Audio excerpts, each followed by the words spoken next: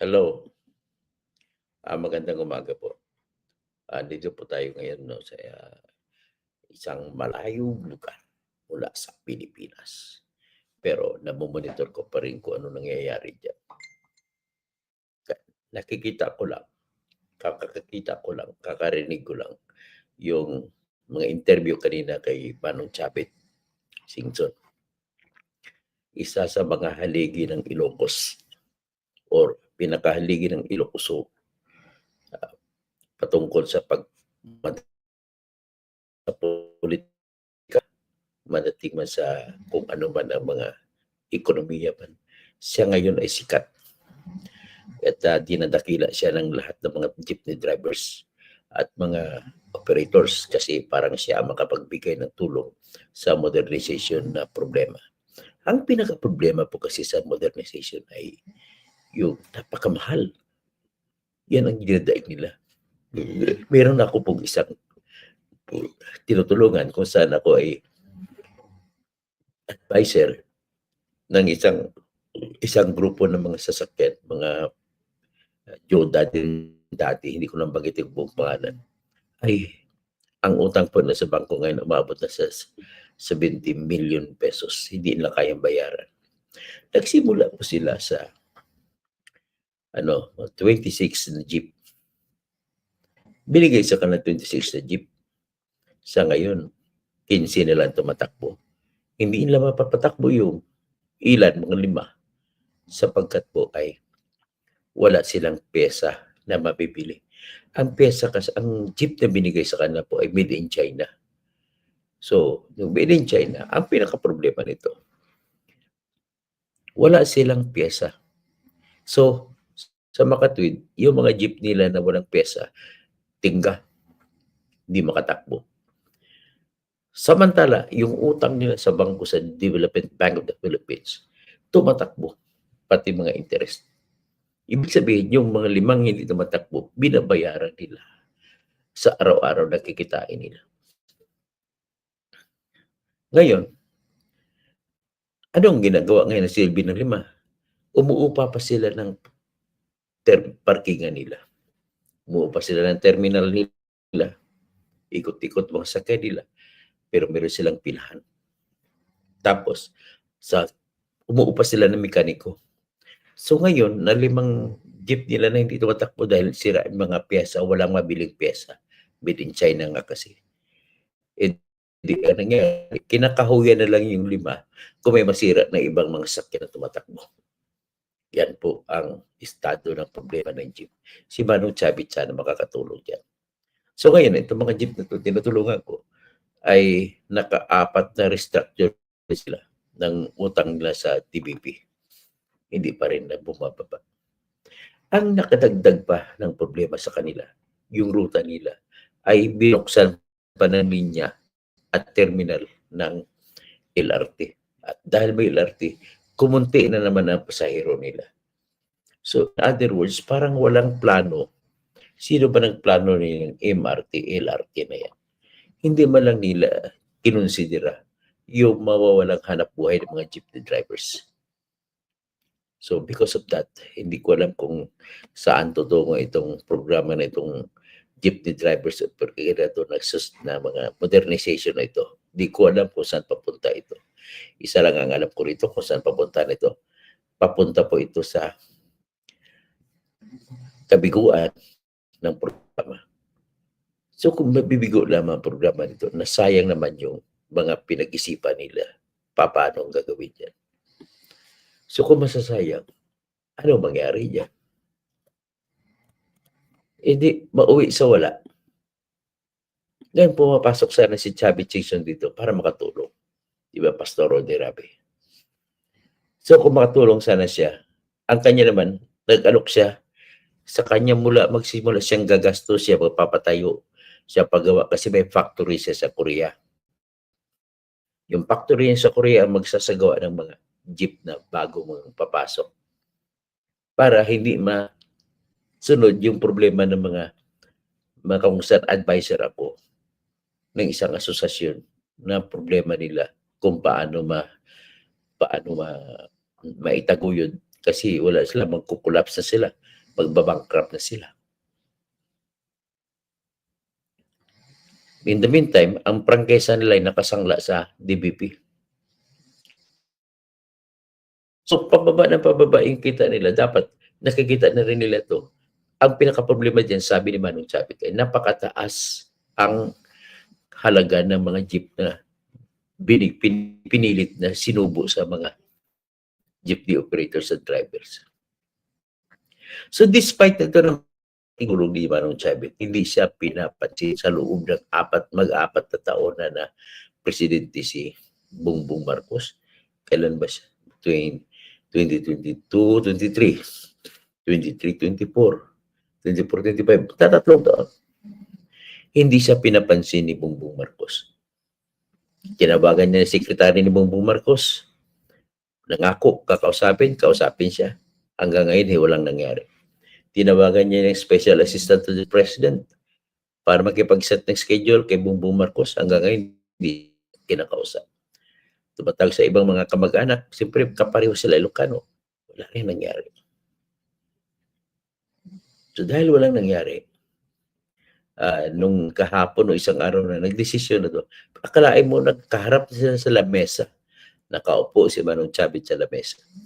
Binati ni Bongbong lahat. Kaisa-isang tao dun sa lamesa ang hindi binati. Nasa Japan niya nangyari yan. Kaya sabi ng mga OFW sa Japan, paano yung Manong Chavit? Hindi ka nila pinapansin? Kakahiya naman. Sabi, baliwala, patay mali siya na si Manong Chavit. Pero sumasakit ang loob. Kaya kanina sa interview na paranood ko, tahasan niya yung sinabi na tapos na ang mga Marcos sa kanya. Hindi sila makatikim ng suporta sa kanya. Kinuwinto pa rin niya. Nung nagsimula si Bongbong, Vice President at tatakbuhan. At si Sara, humingi sila tulong kay, pati si Amy, humingi ng tulong kay Manong Chavit. Nakakausapin si Sara na magiging Vice President ni Sara si Bongbong. Kasi alam nila malakas si Sara. Hanggat sa kinausap, hanggat sa nagdesisyon si Sara ayaw tumakbo. Kaya nagtumakbo si Bongbong Marcos ng presidente. Pagkatapos tumakbo, maya pinilit naman ni Amy si Sara na tumakbong vice-presidente. Kaya bumalik, tumakbong vice-presidente kaya nagkaroon na buong unity. Na nabasag naman. Na hindi naging maganda ang kapalaran ni Manong Chavit pagdating sa pagiging presidente ni Bongbong Marcos, BBM. Hanggang hindi siya pinapansin. Kaya tahasan niya sinabi, todo, 100%, 1,000% ang bibigyan na suporta kay Sara Duterte. Kahit itong impeachment na to, todo suporta niya kay Sara Duterte. Yan po ang nangyayari. Well, ano magagawa natin? Napapakita lamang po niya na mismong kapwa niya Ilocano ayaw niyang pansinin. Siyempre, magdadaramdam yan. Siguro baka nagalit siya kasi malapit din si Chavit sa mga Duterte. Yun siguro ang ginagalit. Pero wala siyang kasi si Manong Chavit, tumakbong pagkasenador, umalis dahil sakit, sabi niya. Nagkasakit siya, ayaw niya na kumakampanya na mamamatay siya dahil sa kanyang sakit ng pneumonia. Kaya minabuti na lang niya na pangalagaan ng kanyang sarili na mabuhay siya. Makakatulong naman siya sa komunidad, lalo na sa jeepney, na hindi siya maging senador. Yan po ang tasag. Pero pakinggan natin si Manong Chavit.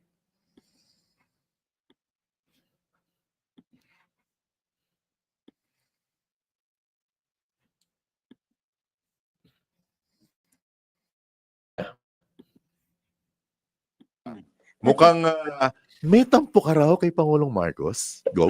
Ano, no? May tampo ka raw kay Pangulong Marcos? Hindi, ang kasi bagong labas lang noon, nagpunta sa Japan.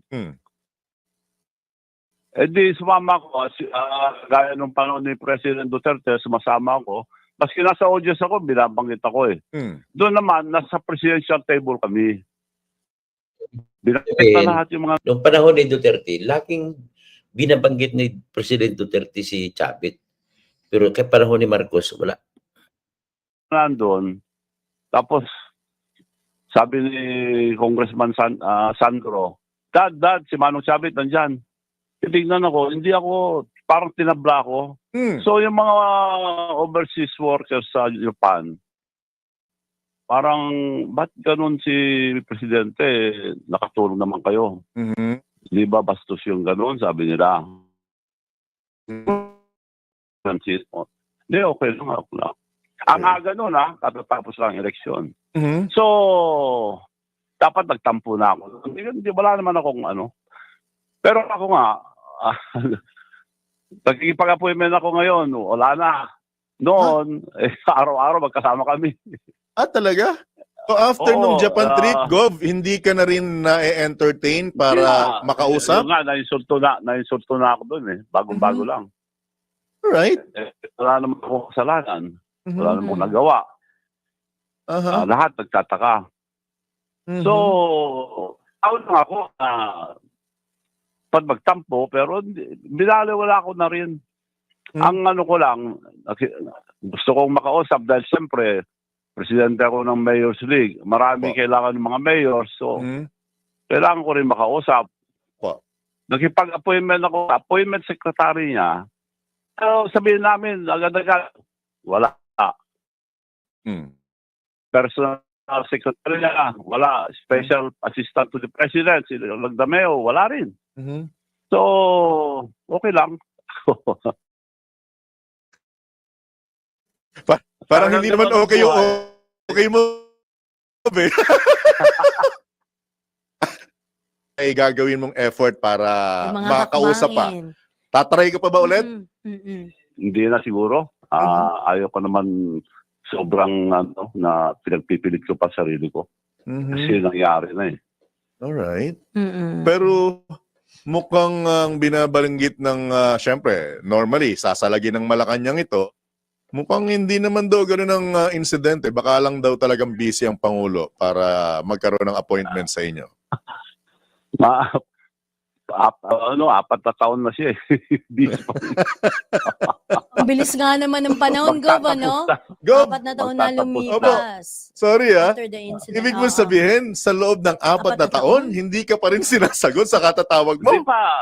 pa. Yung appointment secretary, nakausap ko. Opo. Yung oo. special assistant to the president, Wow. nakausap ko. Mm-mm. Yung private secretary niya, oo, sabi ko, wala rin. Mhm. So, kung nakalimutan na ako, ayaw ko naman ipagpilit sa sarili ko. Okay. May isa pang pwedeng maging daan. Gov, okay lang ba? Si First Lady. Nag-usap na rin kami noon, pero wala rin mga nangyari. Okay. Alright. So, hindi... Kaibigan ko naman sila dati. Kaibigan ko pa rin sila, pero sila baka hindi na. Ako kaibigan. Okay. Pag binabanggit bang nagkaroon ng Alzheimer, kasama ba yung pagkakakalimot, Gov? Oo, may Alzheimer yata eh. Nakalimutan na ako eh. Ang Governor Luis Chavit Singson, Gano'n na Alzheimer eh. Right. Babanggit mo lang si Manong Chavit. Sino ba Oo. namang nakakakilala kay Correct. Manong Chavit? Alright. Sabi nga Manong Chavit, no? Anyakit din ay apa manan. Okay, Tagalog Marunong naman, hindi ko Ilocano. naintindihan. Ano po ako taga Ordaneta, Pangasinan. Bakit Wow, ganon? Yun lang naman yun sa Oo atin nga lang. eh. Manong Chavit, ano, pagka Oo. Ilocano ka ganon. Pinahirapan Oo, pa ako oo, mag-isip. tama. Alright. Tama rin po ba Oo. yung nabanggit na after the incident, after nung tila pagkakakalimot sa'yo, tama ba na kinote ka na hindi mo na susuportahan ang pamilya Marcos? Hindi na. Alright. At sino na po ang susuportahan ng Governor Chavit? Duterte. Yun, ang linaw. Hanggang sa Ang bilis 2028? kausap ni Manong Chavit, ano? Mm-mm. Gov? Kaya sinisira nga nila ngayon si Vice President Sara. Mhm.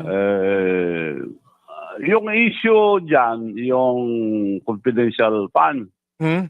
lahat yan, pati presidente may confidential funds. Apo. Hindi ino-audit yan dapat. Ba't siya ino-audit? Mhm. Right. Confidential nga yan eh. Lahat. Po. Ang nagkakaroon. Hindi naman lang vice Kita mo, sinuportahan ni Chavit, pinaliwanag ni Chavit. Dinipensa ni Chavit si Sara. Talagang Sara na siya todo. president, eh, pati presidente, at mga ibang ahensya ng gobyerno. Mm. Hindi ino-audit yan. Opo. Gov, Pagkaalam ko, ewan ko kung mali ako. Gov, flashback ko lang with your indulgence sa ating Juday. Sige po. Go ahead, Nung Partner John. bago mag-eleksyon, natatandaan ko, kung matatandaan mo, na-interview kita nung nasa kabila. At tinanong kita, gaano kakatiyak na mananalo si Bongbong Marcos? Hindi pa siya presidente noon bilang presidente. Mhm. Ang sagot mo, siguradong sigurado kang mananalo. Tama. Sinundot ko. Paano po, Governor Chavit, kung hindi mananalo si Bongbong Marcos bilang presidente? Anong gagawin mo? Natatandaan niyo po yung sagot niyo, Gov? Oo. Sinisiguro ko, dahil ako presidente ng Mayor's League, nagre-report sila sa akin lahat. Apo. Trabaho lahat. Nahiya na nga ako sa mga dahil ang dami kong nakumbinsi, pati mga governors dahil lagi. Pero kung matatandaan nyo or nakalimutan nyo, Governor Chavit, nung tinanong ko sa inyo na paano pag hindi nanalo si Bongbong bilang Marcos, ang sinagot nyo, mawawala ako sa Pilipinas. Aalis ako sa Pilipinas. Di po ba? Ngayong nakalimutan ka, ano gagawin mo? Yun nga masaklap doon. Alright. Mm. Okay. Baka naman, Manong Chavit, pwedeng time heals all wounds. Na tipong ganun. 2028 pa naman siya. Hindi. Chavit naman matulungin.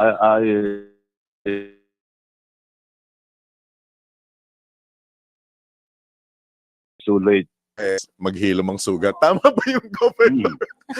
Oo. Opo. Diba? Tama Alright. yan. Pero may isingit lang ako kasi Manong Chavit, 'di ba, tinutulungan nyo nga yung transport sector na yung sa modern jeepney, no? So paano pa rin po yung tuloy-tuloy pa rin naman po yung pagtulong ninyo? Manong At pinakamura yung binigay ko. Bago ako nag-withdraw sa pagtakbo ng senador, pinangako ko sa kanila na hindi ko sila iwanan. Pero matagal ng program ng gobyerno na hindi matuloy-tuloy dahil mahal ang pagbenta. Ngayon ako at cost ko binigay, ayaw kong kumita. So may meeting ulit kami sa 14 para ma-finalize lahat sino yung maunang kukuha. Dahil nagandaan naman sila sa prototype na nagawa namin.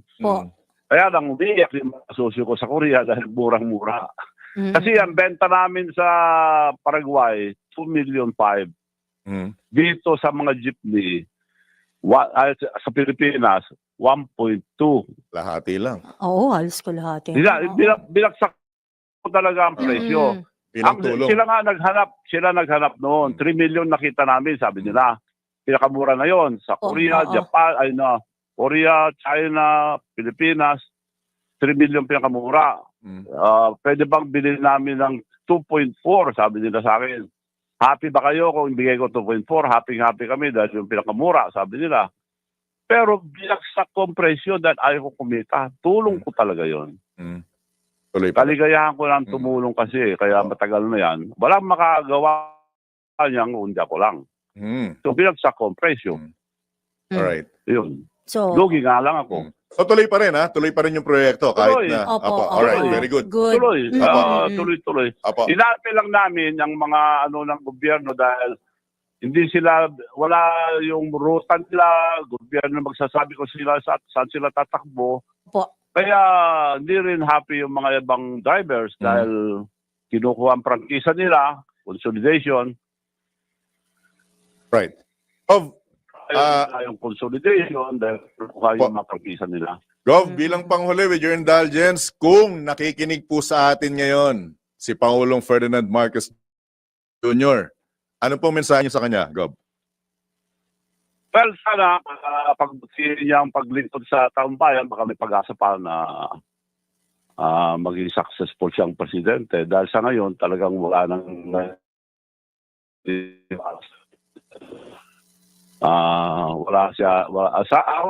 walang isang salita si President Marcos.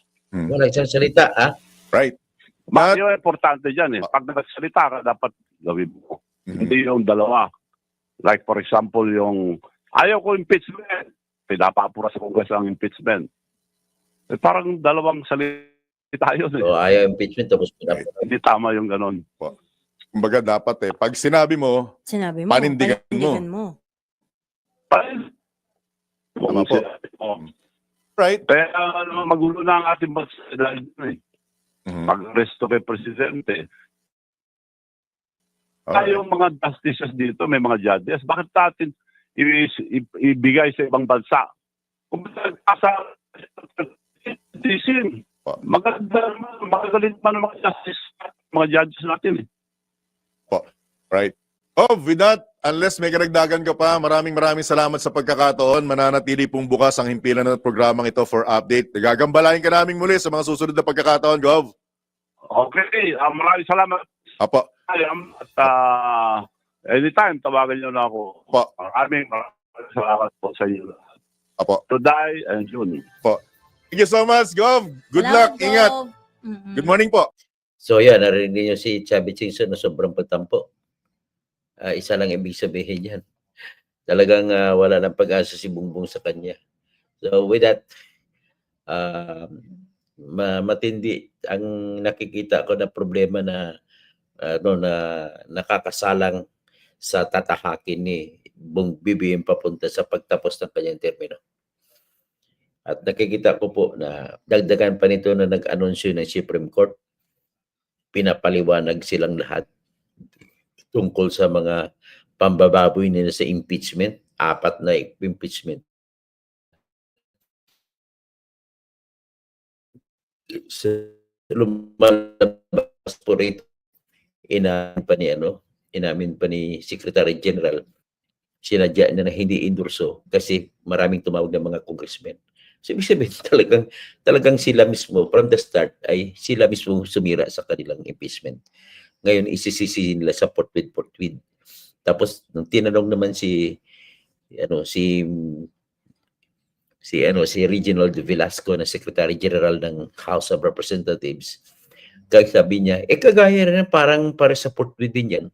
Immediately, hindi naman pwede sabihin na kung kailan.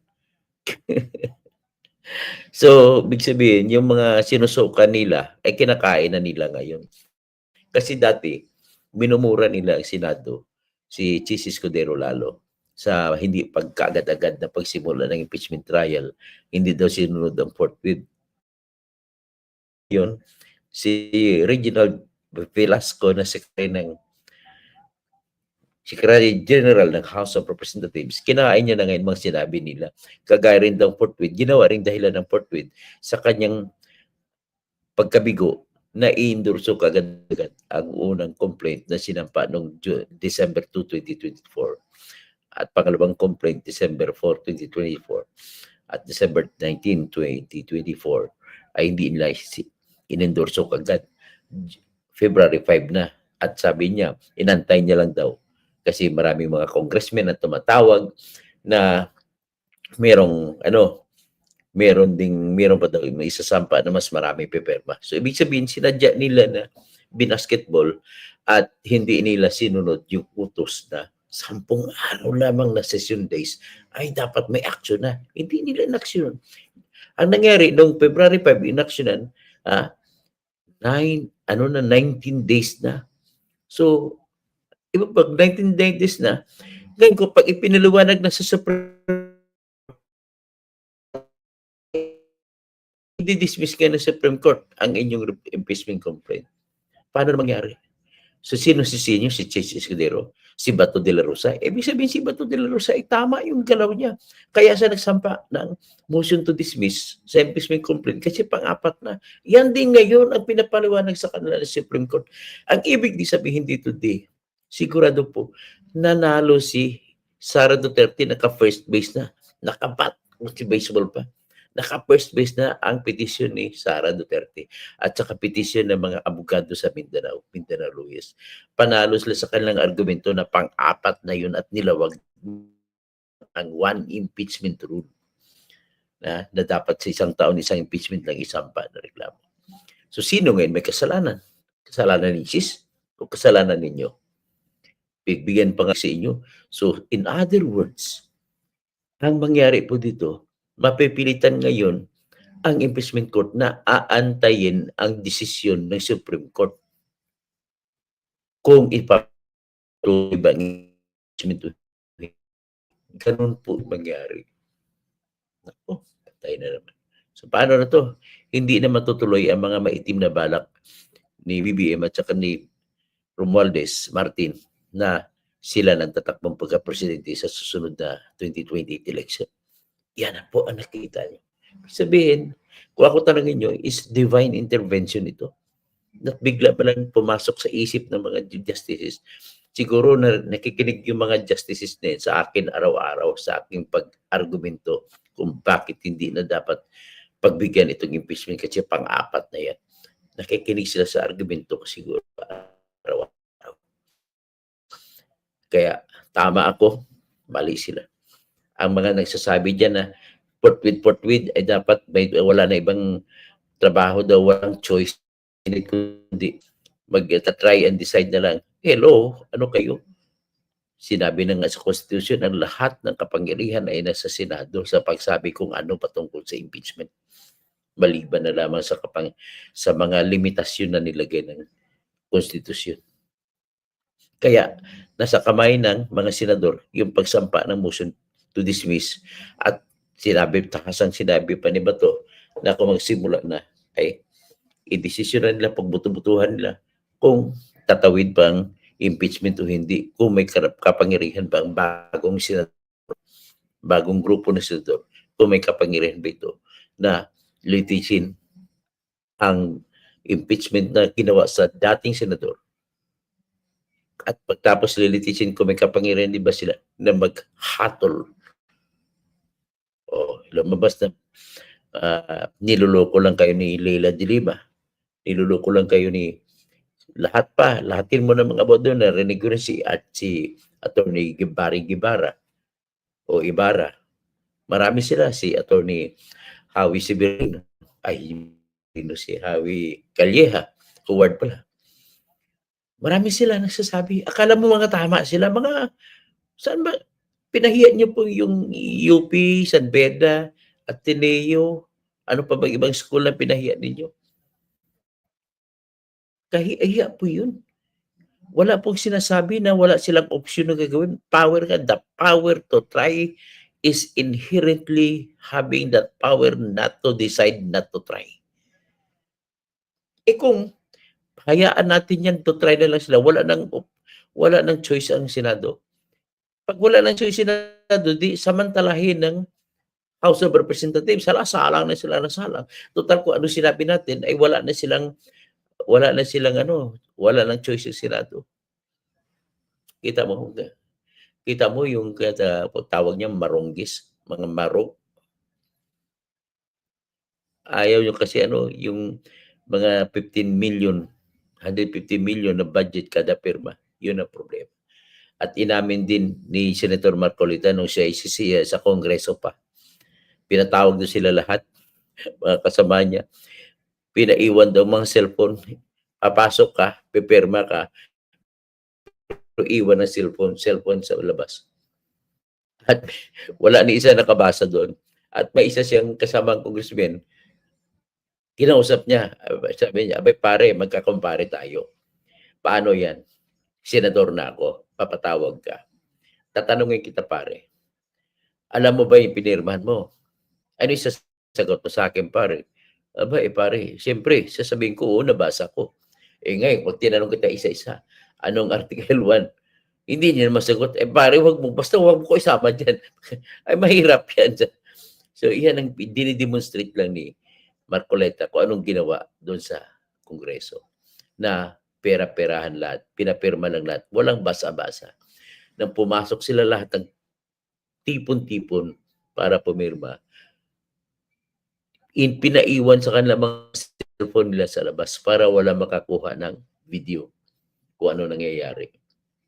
Kita mo, yung lahat po na gawaing panlaban sana sa kung totoong korap si Sara, talagang dapat gawin yun.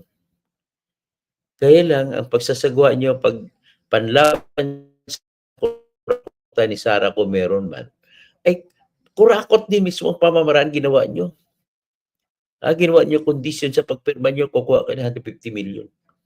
O ngayon, ito discovery pa ni Lacson na isang araw siniwalat ni Senator Lacson, nakita niya sa budget na 2025, may nakapundo pala, nakabangko na pundo ng mga flood control projects, pork barrel, billion-billion para ibigay sa mga senador bilang pangsuhol para kapalit sa boto na iko-convict si Sara Duterte. Yan, kita mo na. So yan po ang ating ngayon. Matutulog na tayo at gano'n na lang po ating sabihin. In other words, impeachment, hindi nakakain. Magugutom lang Pilipino sa impeachment na yan. Maraming pera na lumabas dahil sa impeachment. 150 million kada na pumirma, 215 times 150 million. That is equivalent to 32 billion. Ngayon, may mga pork barrel pa ibibigay sa mga senador para kapalit ng boto nila para iko-convict si Sara. Yan po. Siyempre, maglaban-laban sa isipan ng mga senador. Pumoto ba sila? Hindi. Kasi nakasalang din ang ilang kapalaran. Kasi alam nila malakas si Sara ngayon. Ang pinakahuling survey ngayon ng SWS ay nagsasabi ay sa Mindanao, 7 sa kada 10 Pilipino ayaw impeachment. Sa Visayas ay halos 5 bawat 10 Pilipino ay ayaw ng impeachment. Sa Luzon, 4 lang ang gusto ng impeachment. 4 sa bawat 10.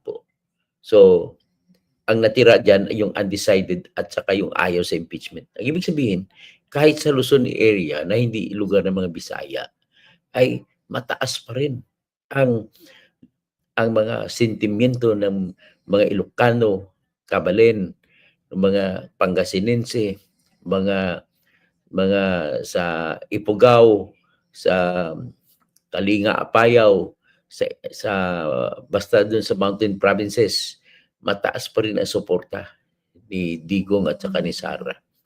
So, nandyan kayo nagtataka, tinatawag ninyo na DDS bubo. Hindi ko alam kung sino bubo. Sinasabi nyo bubo. Pag lahat ay sumusuporta kay Duterte, bubo. Kasi ang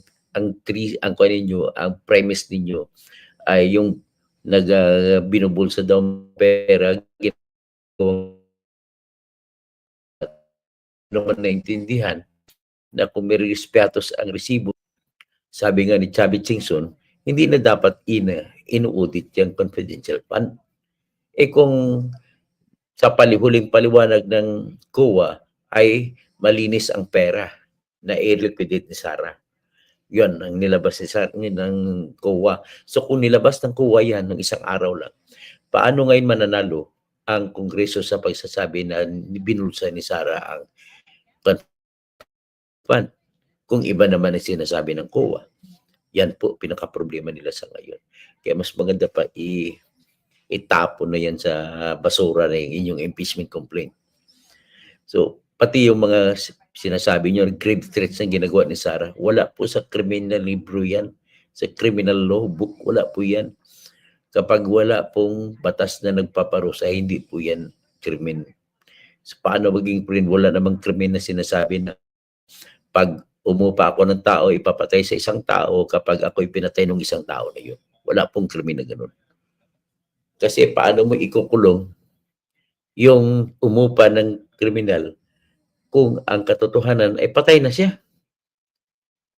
Patay na siya kung pumatay yung inuupahan niya. Ganun kasi. Kung ang pag-usapan natin yung tao na umupa, wala ng krimen kasi patay na siya eh. Paano pa ipakulong patay? Lumalabas kasi mga kabubuhan ninyo, kinakapitalize ninyo, pinapalabas ninyo matatalino kayo ang lahat ng tao sumunod. Gagayin sinabihan nyo na bawal hanggang ang trabaho lamang sinit, bawal ang motion to dismiss. Sinabi nyo bawal sa mga judge mag-motion to dismiss. Nakakalimutan ninyo, Justice Justice Adolfo Ascuna, Justice Carpio, at iba pa. Nakalimutan nata ninyo na kay Justice sa Supreme Court. Kayo lang, closed door. Isa sa inyo dyan, nagmo-motion to dismiss, 5 sa isang division. Isang division, isang justice sa isang kasama niya, magmimitis lang. I move to dismiss this petition kasi maraming kulang. Di ba ginagawa nyo yan? Ang nagkakaiba lang, yung sa inyo, na deliberation ay sikreto. Pero sa Senado, open. Nag-motion si Bato, sila-sila lamang. Wala pang kasama doon ang House of Representatives, prosecutors. Wala rin doon mga abogado ni Sara. So sila-sila lang. So, okay? Sabi ni Rosano Aquino, sino bang si Dubari? Si Dubari Concepcion. Ilocano kami na madimi, ano ibig sabihin ng madimi kayat impeachment attorney? Hindi ko maintindihan. So, hindi mo gusto ang impeachment? Okay. Bakit sasabihin, Rosano, bubo si Dubari? Hindi naman siguro. Kung iba-ibang opinion natin, huwag tayo magbaguan. Kung ayaw ng impeachment, igalang nyo. Pag gusto ng impeachment, igalang din natin. Magpaliwanagan lang tayo kung bakit ayaw mo, kung bakit gusto mo. Nobody's a saint in Philippine politics. Can't wait. God Judgment Day. Okay, tama ko. All that unity, love, and the euphoria that Bam and Kiko won all flew out the window. Should have listened to Percy Lapid. Tama po.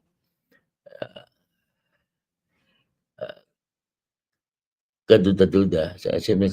Tuktuto, sobrang delayed na ang hearing sa BICAM issue. O nga. So, ibig sabihin ng BICAM kasi na ginagamit nila yan. Sinisikreto nila kasi pag nanakaw nila, tinatago nila dyan. So, halos walang tumatagal sa kabinete. O ka, pang-5 na to. Yung bagong PCO secretary. So, mukhang unpopular itong bumabagsak si BBM. Unang-una, hindi mo masusustain yan BBM ang 20 pesos per kilo. Kasi kinukuha mo yung pantabon, kinukuha mo dun sa contingency fund mo na 11 billion. Mahigit na, mga 6 billion na naubos mo. Saan pa mapupunta yan? Kaya mo ba abutin hanggang December yan? Pagkatapos nun, babalik na naman ang presyo sa taas. Kasi walang pantabon. Hindi ko maintindihan, hindi ko maawatan. Bakit mo pinili ang sistema ng pamahalaan na puro ayuda? Dapat, mas maganda po kung ako naging presidente, bibigyan ko lahat ng probinsya. Ano bang tribo nyo, basta meron kayo. Bigyan ko ng pangnegosyo, hindi pang-ayuda. Bawat isa, tama na yung bibigay mong pera, huwag yung maliit ang pera. Kailangan tama yung pera na makapagnegosyo sila. At gagamitin ko ang sangay ng pamahalaan para turuan kayo kung anong negosyo at para bibigyan kayo ng gabay kung saan ka magnegosyo para walang kontra-kontra, walang rivalry. Diba? Para ang exchange ng goods at saka tuloy-tuloy. O sa iba, kung sari-sari store, ikaw barbero ka, ikaw sa tailoring ka. Hindi kaya kung ako naman, ang gagawin ko pinakamadali is bawat rehiyon, magpakontis-kontis ako ng bawat tribo. May project tayo, gagawa tayo ng lahat ng solar panels. At ang buong solar panels niyan, pipilitin ko na ibebenta sa lahat ng mga bayan. At para naman babawas ngayon ang ang pangangailangan natin ng kuryente. At kung mababawasan, yung kuryente, doon na lang gagamitin sa mga industriya. At kung ganun, bababa ang gastos ng produksyon. Alam mo, nakapunta na ako sa ibang lugar na dati magaling pa Pilipinas, wala na tayo. Nakapunta rin ako sa Vietnam, napahanga ako sa Vietnam. Dati hindi ganito yung Pilipinas sa Manila. Ngayon sobra pa kagaling sa Maynila ang mukha.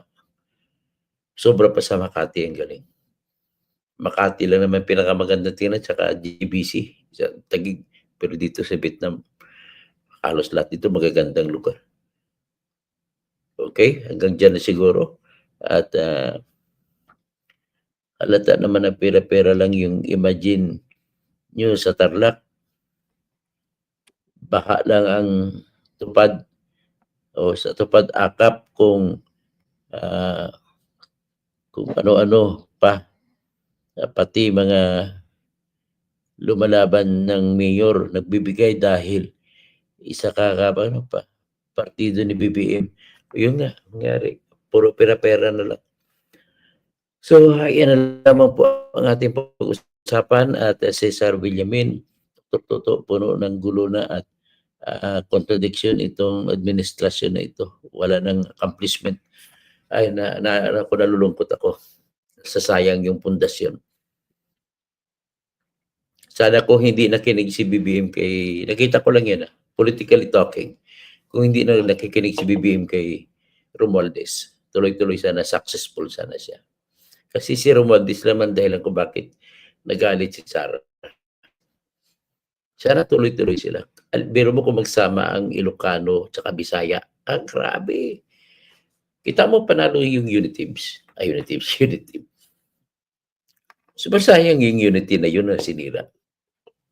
At nakita naman nung nakarang eleksyon, mukhang mas marami ang boto ng mga Bisaya kumpara sa Norte, sasamahin mong Ilocano, Cabalen, at yung mga Pangasinense, mga taga Mountain Province. Pero sa Mountain Province, sa Ilocos, ang dami pa mga Duterte. Yan po ang dahilan ko bakit hindi na maraming mga alyansa na kandidato na tatalo. So, nung iminob nilang impeachment, alam naman nila na mahal ng Mindanao si Sara, saka si Digo. Tapos, sinundan pa ng pag-aresto kay Digo. Nako.